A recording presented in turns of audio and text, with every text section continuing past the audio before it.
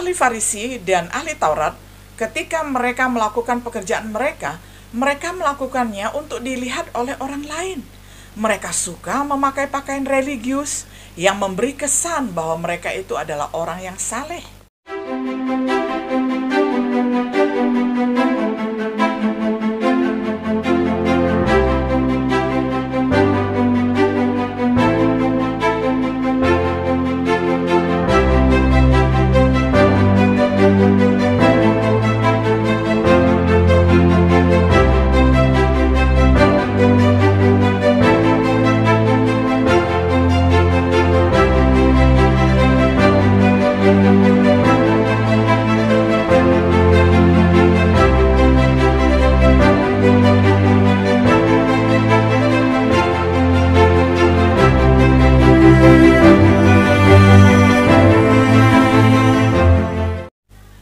Shalom, sahabat setia yang dikasih oleh Tuhan. Sungguh senang kita dapat bertemu kembali di dalam acara Renungan Sahabat Setia. Pada hari ini kita tiba pada episode yang ke-68 di dalam serial pembahasan kitab Matius dengan tema Belajar dari Orang Munafik. Kita akan membaca firman Tuhan hari ini dari Matius 23 ayat 1 sampai 39. Saya bacakan untuk kita semuanya. Kemudian Yesus berkata kepada orang banyak dan kami para muridnya, para ahli Taurat dan orang-orang Farisi sudah duduk di posisi Musa sebagai hakim yang sah untuk menjelaskan dan mengajarkan hukum Taurat. Oleh karena itu, lakukanlah dan taatilah semua yang mereka ajarkan kepada kalian, tetapi jangan tiru perbuatan para ahli Taurat dan orang-orang Farisi itu, karena mereka tidak melakukan apa yang mereka ajarkan. Mereka membebani kita dengan banyak peraturan agama yang sangat sulit dijalani, tetapi mereka sendiri hanya berpura-pura seperti orang yang menjalankan semua peraturan itu. Dan ketika kita merasa kesulitan untuk menjalani semua peraturan itu, mereka yang mengajar peraturan itu tidak peduli kepada kita, bahkan untuk mengulurkan ujung jarinya pun untuk menolong mengatasi kesulitan kita, mereka merasa malas. Semua perbuatan baik yang mereka lakukan hanya untuk pamer saja. Sebagai contoh, mereka membesarkan kotak peringatan mereka dan memanjangkan rumbai-rumbai yang ada di keempat ujung jubah mereka. Di rumah-rumah pertemuan atau di pesta-pesta makan, mereka suka duduk di kursi-kursi yang paling depan. Juga waktu mereka berjalan di pasar, mereka senang sekali waktu orang-orang memberi salam yang penuh hormat kepada mereka. Seperti ini, "Selamat siang Bapak Guru, tetapi janganlah kamu masing-masing membiarkan orang lain memanggil kamu guru, karena kalian hanya mempunyai satu guru, dan kalian semua bersaudara. Dan jangan kalian memanggil siapapun di dunia ini Bapa, karena hanya ada satu Bapa, yaitu Bapa yang di surga. Dan kalian juga jangan mau dipanggil pemimpin, karena hanya ada satu pemimpin kalian, yaitu Aku yang adalah Kristus. Sebaliknya, orang yang Allah anggap yang terbesar di antara kalian adalah orang yang rendah hati dan menjadi pelayan kalian semua. Siapa yang meninggikan dirinya akan direndahkan oleh Allah, dan siapa yang merendahkan hatinya akan ditinggikannya." Lalu waktu orang banyak masih berada di situ, Yesus langsung menegur para pemimpin Yahudi. "Celakalah kalian para ahli Taurat dan orang-orang Farisi, kalian berpura-pura saja sebagai orang baik.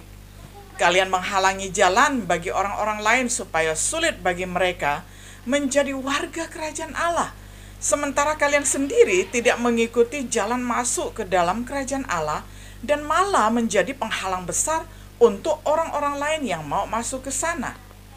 Celakalah kalian para ahli Taurat dan orang-orang Farisi. Kalian berpura-pura saja sebagai orang baik. Tidak banyak orang yang mau menjadi anggota kelompok kalian. Jadi kalian mencari ke sana kemari sampai menjelajahi lautan dan daratan untuk mendapatkan satu orang yang mau menjadi anggota kelompok kalian.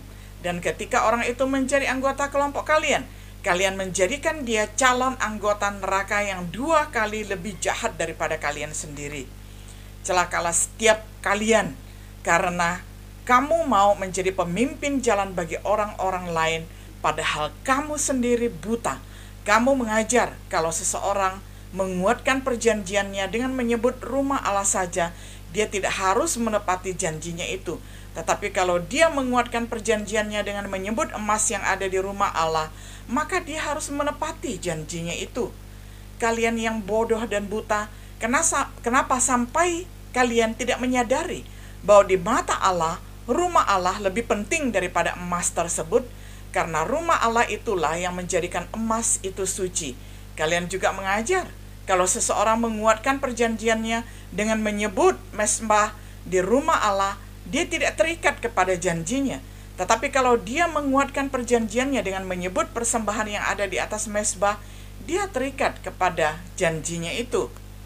Kalian orang buta, kenapa sampai kalian tidak menyadari bahwa di mata Allah, mezbah yang lebih penting daripada persembahan? Karena mezbah lah yang menjadikan persembahan di atasnya itu kudus. Karena siapa yang menguatkan perjanjiannya dengan menyebut mezbah, berarti dia sudah melibatkan baik mezbah Allah maupun semua persembahan yang ada di atas mezbah itu. Dan siapa yang menguatkan perjanjiannya dengan menyebut rumah Allah, berarti dia sudah melibatkan baik rumahnya itu maupun dia yang tinggal di situ. Dan siapa yang menguatkan perjanjiannya dengan menyebut surga, berarti dia sudah melibatkan tahta Allah sendiri dan dia yang duduk di atas tahta itu. Celakalah setiap kalian para ahli Taurat dan orang-orang Farisi. Kamu berpura-pura saja sebagai orang baik. Kamu hanya mengikuti semua peraturan hukum Taurat yang ringan saja, tetapi lupa melakukan perintah Allah yang paling penting. Misalnya kamu masing-masing memberi persepuluhan ke rumah Allah dari rempah-rempah hasil kebunmu seperti selasi, adas manis, dan jintan. Tetapi kamu lupa mengikuti perintah Allah yang paling penting, yaitu berbelas kasihan, melakukan yang adil dan menepati janji-janjimu kepada yang lain. Seharusnya kamu melakukan hal-hal yang paling penting itu, dan jangan melupakan hal-hal yang ringan juga. Hai setiap kamu yang mau menjadi penuntun jalan bagi orang-orang lain, padahal kamu sendiri buta. Caranya kamu mengikuti perintah Allah bisa digambarkan seperti seseorang yang mengeluarkan semut kecil dari air minumnya, tetapi seekor unta yang ada di dalam air minumnya langsung ditelannya.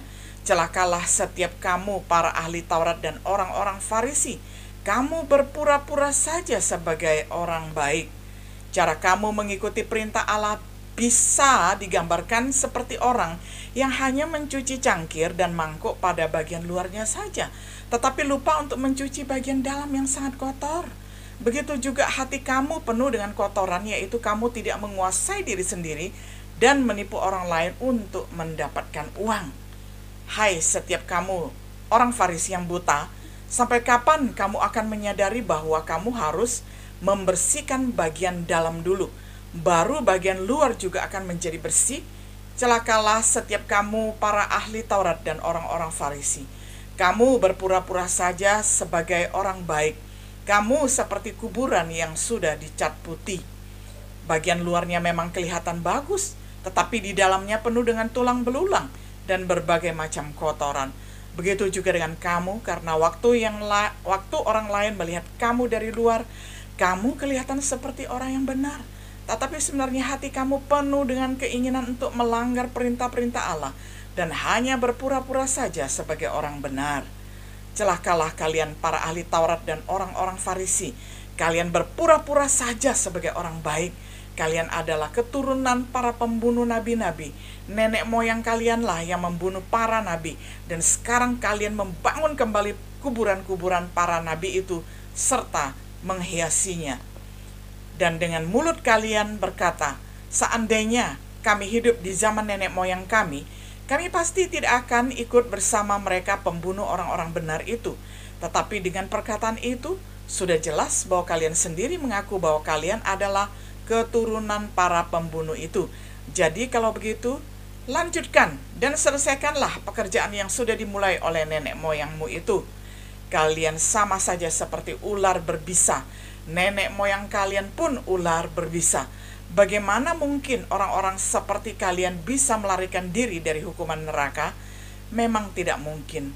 Oleh karena itu, perhatikanlah Aku akan tetap mengutus nabi-nabi, orang-orang bijak, dan guru-guru firman Allah kepada kalian.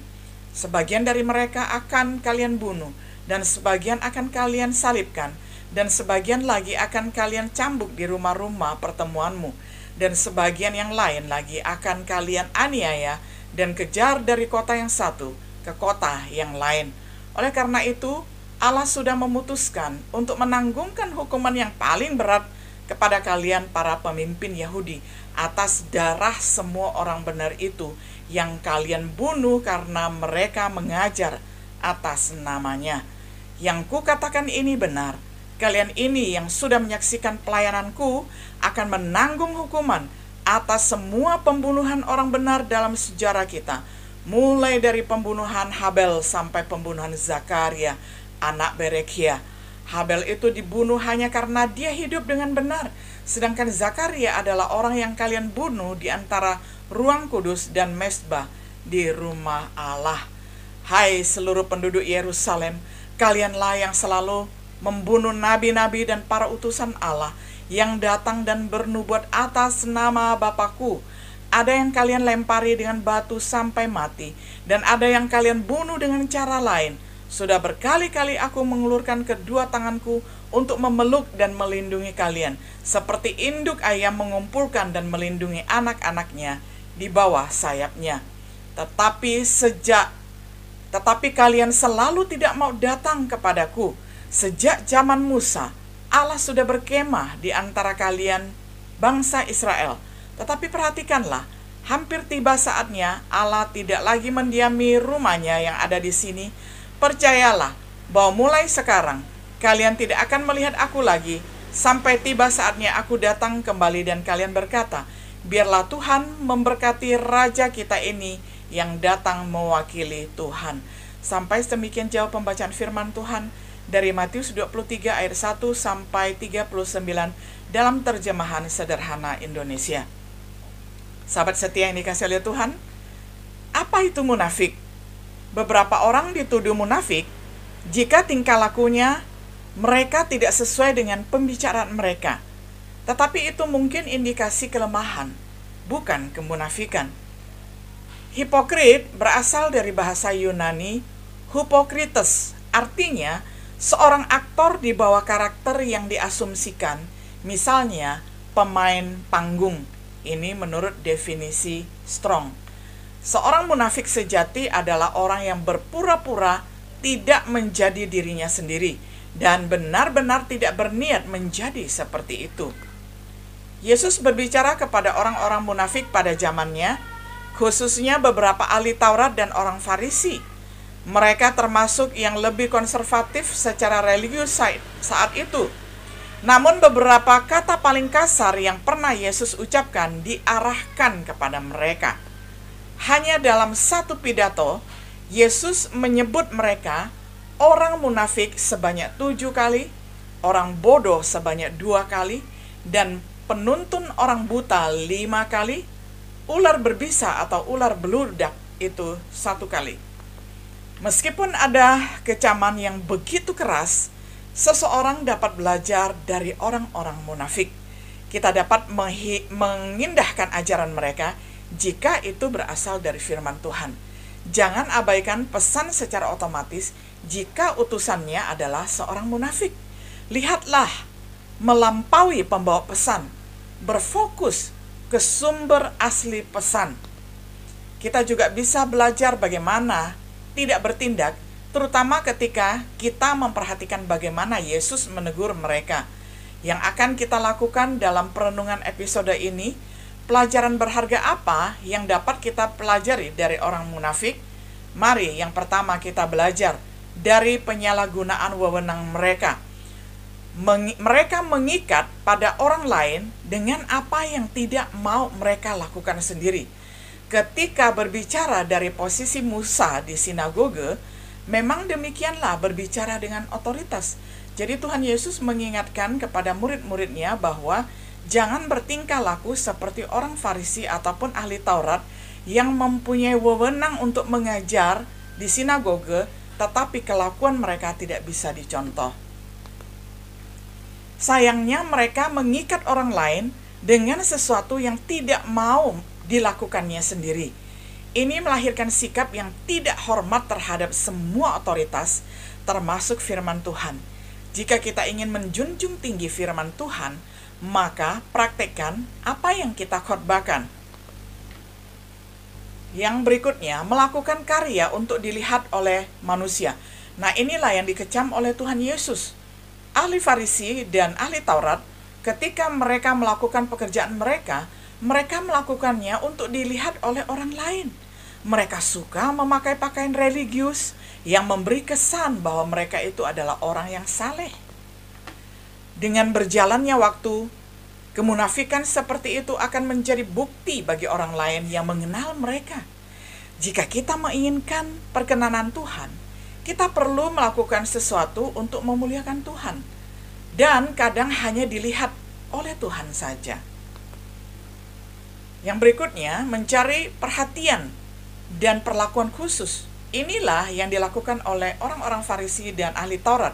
Orang Farisi menyukai perlakuan khusus yang diterima dari orang lain, seperti kursi terbaik dan gelar kehormatan. Yesus mengharapkan murid-muridnya berbeda dengan mereka. Dia melarang penggunaan gelar agama. Dia memerintahkan kerendahan hati sebagai jalan menuju kebesaran.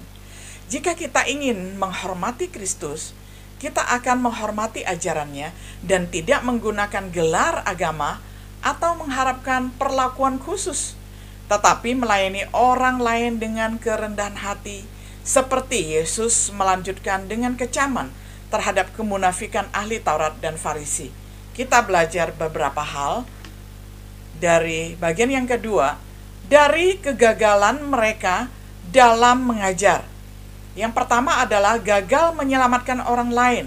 Mereka benar-benar gagal untuk menunjukkan kepada orang lain jalan menuju kerajaan surga. Dan mereka juga pergi sendiri dan tidak menemukannya.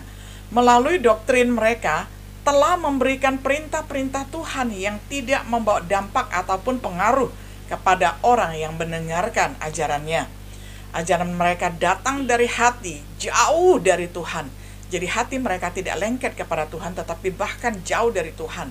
Kita perlu memastikan pengajaran kita menyelamatkan diri kita sendiri dan juga menyelamatkan orang lain. Jadi jangan kita ditolak oleh Tuhan ketika kita selesai mengajar. Kesalahan mereka menggunakan agama untuk mencari uang dan prestis ataupun gengsi. Mereka menggunakan agama untuk memanfaatkan para janda dan mengesankan orang lain sehingga orang lain berpikir bahwa mereka itu hidup saleh. Paulus memperingatkan Timotius dan Titus tentang guru-guru seperti mereka, yakni orang-orang yang perlu dijauhi. Sebaliknya, kita harus memandang kesalehan dengan kepuasan sebagai keuntungan yang benar. Sangat penting bagi kita melakukan hal-hal yang terhormat di dalam pandangan semua orang. Membuat orang lain lebih buruk dari diri kita. Inilah yang terjadi ketika orang Farisi dan ahli Taurat mengajar. Orang Farisi tidak membuat orang menjadi lebih baik. Mereka membuat orang lain yang mengikutinya menjadi lebih buruk.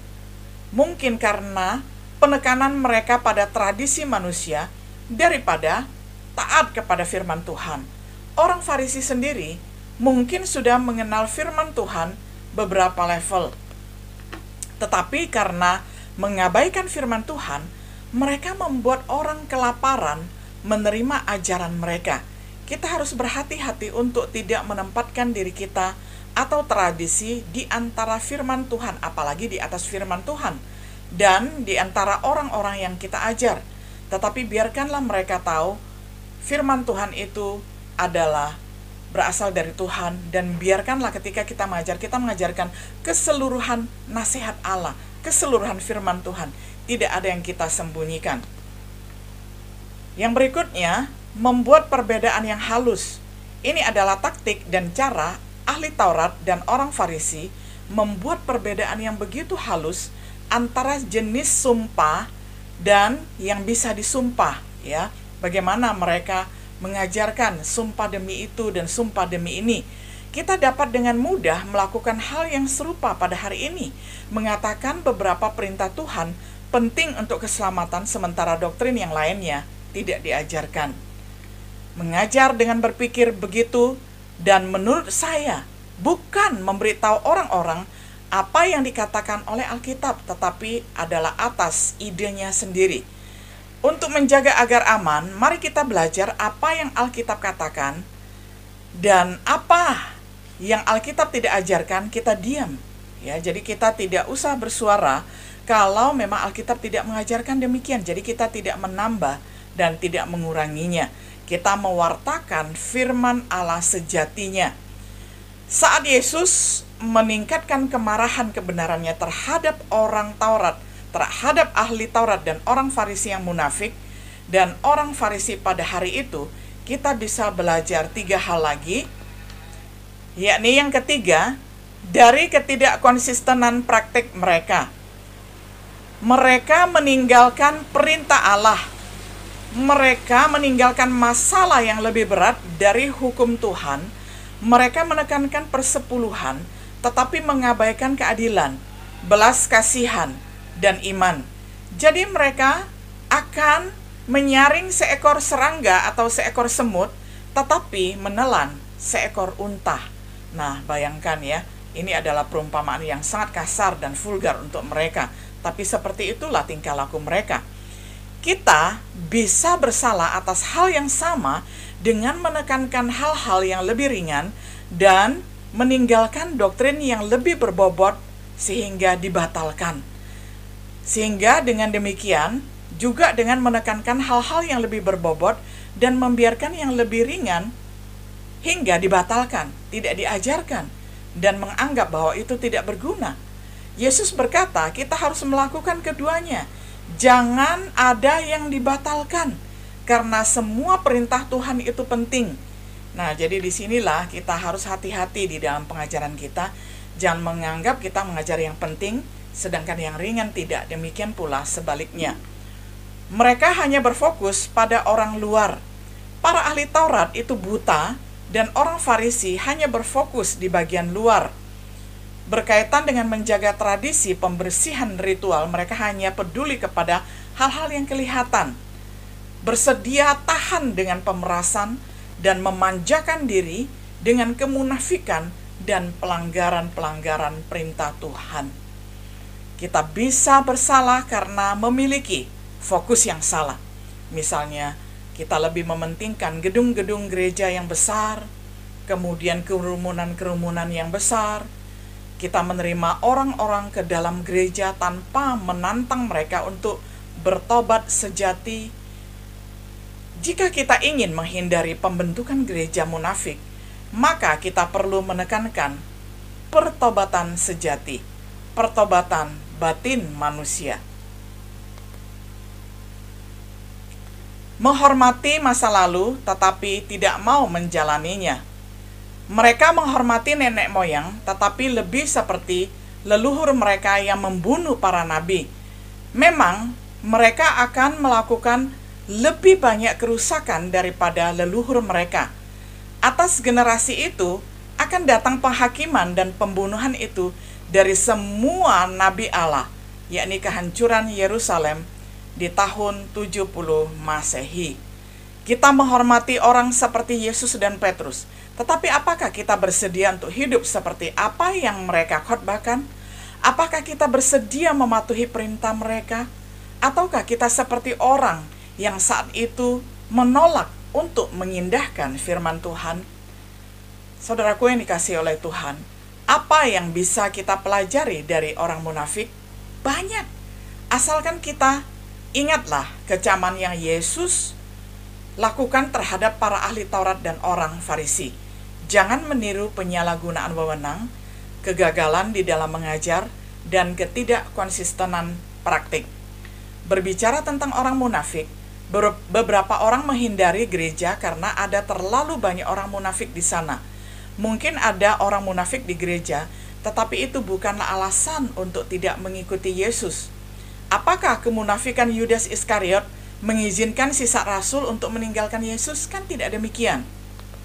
Apakah kita membiarkan kehadiran orang-orang munafik menghalangi kita untuk menikmati kegiatan lain seperti acara olahraga, liburan, dan lain-lain? Kan tidak demikian, bukan? Selain itu, mana yang lebih baik? Menghabiskan waktu singkat dengan orang-orang munafik di gereja atau menghabiskan kekekalan dengan orang-orang munafik di neraka? Ingat apa yang Yesus katakan tentang orang-orang munafik. Bagaimana kamu bisa lolos dari hukuman neraka? Hanya melalui penebusan yang Allah tawarkan melalui putranya Yesus Kristus, kita dapat menghindar dari kutukan neraka. Jangan biarkan kemunafikan menahan berkat keselamatan dari Kristus Yesus. Sahabat setia yang dikasihi oleh Tuhan, kita sudah melihat contoh panjang lebar kelakuan orang munafik, yakni orang-orang hipokrit, orang ahli Taurat, dan juga orang Farisi. Kiranya kita jangan mengulangi kesalahan yang sama, sehingga dengan demikian kita dapat menjadi murid-murid Tuhan yang senantiasa takut kepada Tuhan dan menjauhi segala pelanggaran yang dilakukan oleh orang Farisi. Kiranya Tuhan menguatkan kita semua dan memberkati kita semuanya. Shalom.